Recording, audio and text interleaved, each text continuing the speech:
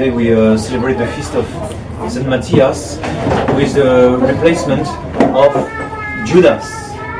We ourselves, human beings, are replacements for fallen angels. Our Lady is a replacement for the fallen Lucifer. And if we do not persevere, if we do not keep the Catholic faith, if we do not keep the state of grace, we shall be replaced. It's no problem. God has a certain number of seats to fill in for the perfection of heaven. Heaven already includes billions and billions, maybe something like 100 billions of angels, and we human beings are to replace with several billions, a minority, for those fallen angels. St. Gregory the Great thinks that there is only 1% of fallen angels. Out of 100 angels, 1% has fallen because of the parable of the lost sheep. So it seems that God has created many more happy spirits, or there will be many more happy spirits in the heavens than those who go to hell. But still, for that minority of cases that fell off, God wants to make up for it with us human beings. So even if in the age of today more man seems to lose their soul than to save it, overall there's many more spirits that make it to heaven and that stay into heaven than spirits that fell from the plan of God. And so that's why we have to hold fast to the crown that we have received, to the faith of our fathers. We have to hold fast to it and to fight for it, whatever the cost. Even if it costs us that we have to say the Mass in a private home, for which we are very grateful. We have a nice little altar with Our Lady of Guadalupe, the Santo Niño, and we will continue to hold fast to these things, because we are replaceable. You can come inside, come inside. Yeah, there's a seat there. Yeah, come inside. All right.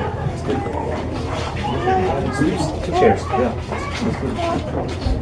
You see, we fill in the chairs just like the purpose is to fill in the thrones in heaven. And God is very patient. If the children of predilection, the Jews, are not interested, God calls the beggars, the lame, the half blind, all the low lives, all the people who seems to be not called by nature. All of us, who are a bunch of losers or coming from very strange origins, and they can call us crazy. Very recently, we've been called crazy, mentally insane by some beloved confreres, and they say that we are completely weird, that we have no authority, we have no mandate, and we are liars, we are rebels, we are in a state of revolt. They call us all kinds of names, but this is not what worries us, that they call us all kinds of names. What we want is to keep the same tradition, and that we can't keep that tradition if we go back to the Novus Ordo, if we reconcile with them, if we get this so-called canonical recognition by which we are placed under their authority, under the authority of the Novus Ordo. But still, our policy with the Novus Ordo hasn't changed.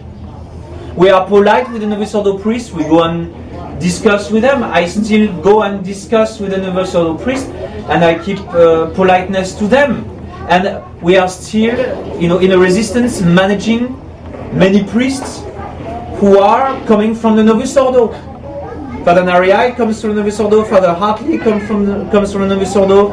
Father Elijah comes from the Novus Ordo. Father Suelo comes from the Novus Ordo, and Father Pancras comes from the Novus Ordo.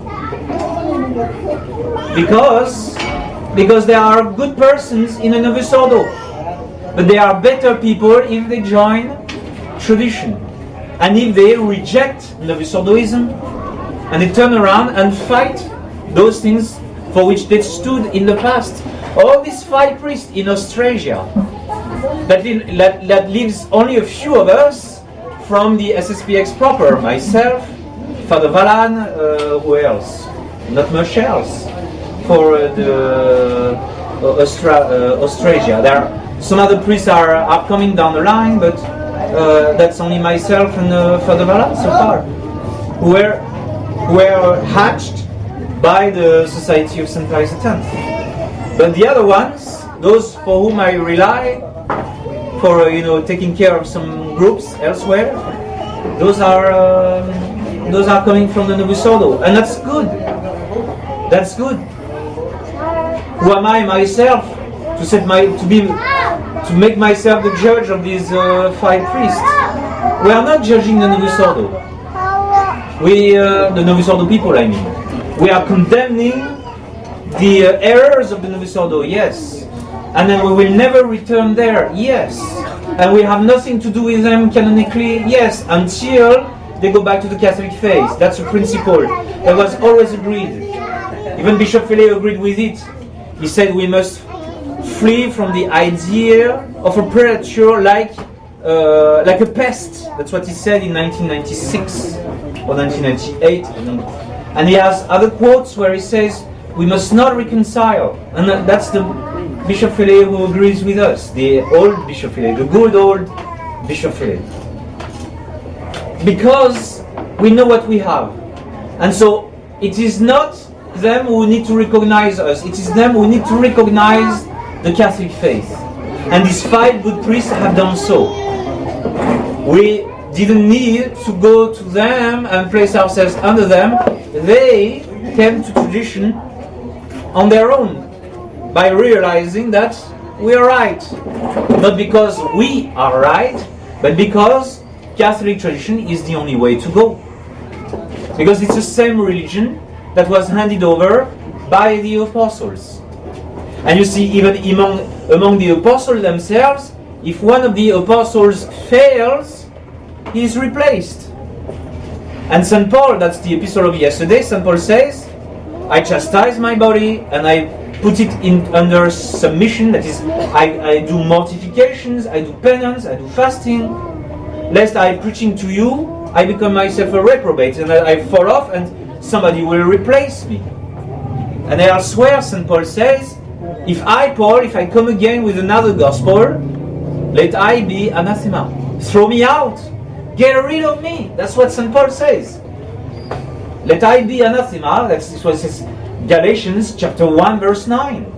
Just get rid of me, dear Galatians, if I show up with another gospel. And so this is what those 5 priests have realized. And so if we keep the same stand, more priests are going to go across from the Novus Ordo to us. And that's why we've seen those priests, coming straight from the Novus Ordo to the resistance. And that's a wonderful story. And there are others elsewhere, probably in the world, like Father Ribas. Father Ribas came from the Novus Ordo to the resistance. Father Iglesias also came from the Novus Ordo to the resistance. Because nothing is changed for us. We have no hard feelings towards any of these priests, whether they be from the XSPX, from the Fraternity of St. Peter, from the Novus Ordo. They are priests and we respect them. But the message has to stay the same. The message is not going to change because the message is coming from the mouth of our God. And so when Ezekiel said, Lord, I'm not interested, that's too much of a job, they're going to kill me, they're going to cut me to slice, they're going to cut me to pieces. God says, well, Ezekiel, in that case, I'll find somebody else to replace you, and you will be lost. So Ezekiel said, no, please, send me, I'll take care of the job. We are replaceable. Saul was replaced by David. And David kept on saying to Saul, I am not your replacement. You are the king of Israel. I have no intent to kill you. There it is. I got the lance. I got your lance, and I've got your jar, your water jar. I crept in your tent at night. I stole these two items. I could have killed you. It would have been so easily for me. Why do you always think that I am your replacement? I have no intent to replace you. I have no intent to supplant you, and I've got no intent to kill you. Don't you recognize that? And David was yelling from a nearby hill, and Saul answered, I understand, David. I understand that you will mean no evil.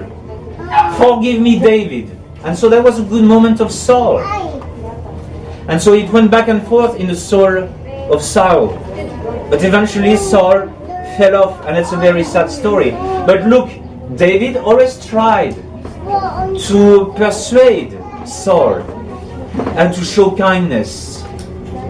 But there are things that David could not change. That is the law of God, the law of charity, that Saul was breaking all the time. And there are also plenty in the history of salvation. There are plenty of stories of replacement, like you Filipinos are the replacement for those souls who left the Catholic Church at the time of Martin Luther. At the same time as Germany, or 2/3 of Germany, or half of Germany was losing it, well, new fields were open for the salvation of souls. And as we Gentiles are walking away from the faith, it seems that the day of the conversion of Israel is getting nearer. It's one of the signs of the conversion of Israel. St. Paul says it clearly in Romans 11. He says, you Gentiles, don't be proud, because they fell off. That's why you are in. But one day you will be out and they will be back in. That's what the switch of the missal at the Mass expresses that. The Mass starts on the side of the Jews, on the southern side of the altar, then it goes to the north, the side of the Gentiles. At the end of the Mass, at the end of time, the Gospel returns where it came from, to the side of the Jews. And so we should work our salvation in trembling, because we don't know whether or not we are going to stand or not. Whether the time will be accomplished when God will not see any fidelity in us Gentiles, and He will call the Jews back in on the occasion of us losing the faith. Because again, there's one thing that we cannot change. It's our Catholic faith, as written in our good old catechisms. This we cannot change. And that's why we have nothing to do with the Novus Ordo. It's called the principle of nullam partem, that we have no part, nothing to do with heretics. This has been taught by St. John in the Epistle of St. John, in St. Paul. The heretic, after one or two admonitions, don't have any conversation with him. No, if he doesn't listen to you. If he listens to you, it's different, says St. Paul. But if he's not listening to you, let him go. Cut off. He's cut off. He's gone to his own device. So that's the way it is. And Our Lady's got nothing. She does not dialogue with the serpent. She simply wipes him out. She crushes him, because she's not like Eve.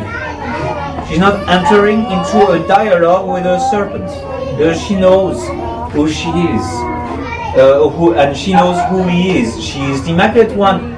That is, this Immaculate Conception. She has nothing to do with the mystery of evil and with the mystery of error from the very beginning. In the name of the Father, and the Son, and the Holy Ghost.